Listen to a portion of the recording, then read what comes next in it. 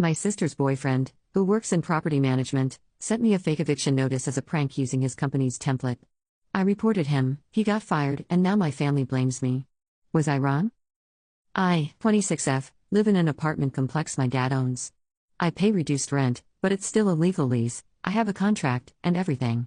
I work full-time and pay my own bills, so it's not like I'm freeloading. My dad just wanted to help me save while I get through grad school.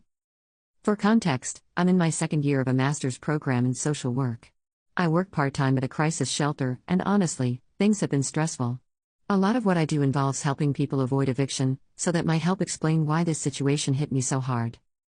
My sister Emma, 28F, has been dating Nick, 30M, fake names for obvious reasons, for about a year. He's one of those guys who thinks he's the funniest person in the room, but mostly just makes people uncomfortable. Weird jokes, inappropriate pranks, and he considers himself an alpha male type. I wish I were joking.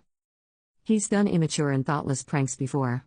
One time, he swapped a coworker's decaf coffee for regular as a joke, and the guy had a full-on panic episode at work. He apparently had a heart condition. The man reported him to HR, but Nick just laughed it off and said people were too sensitive and that it was harmless.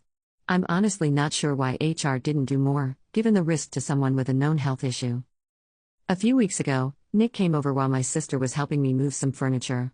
I left them alone in the living room for about 10 minutes while I ran out to get coffee for all of us. When I came back, Emma and Nick went quiet. I was a little concerned, but my sister brushed it off. Later, while Emma and I were moving a heavy dresser my grandma gifted me, Nick made a comment like, "If you got off your lazy butt, you wouldn't have to take people's leftovers." I looked at my sister, shocked. She just told him to knock it off, and he shrugged and went back to the living room. A few days later, I checked my mail and found an envelope addressed to me. It looked like an official eviction notice, very convincing. My heart sank. I thought maybe I missed something in the lease or something had happened to my dad. I completely panicked and started crying. I called my dad, who was just as confused. He asked me to send pictures, and after seeing them, told me he had no idea what it was about and definitely hadn't sent it.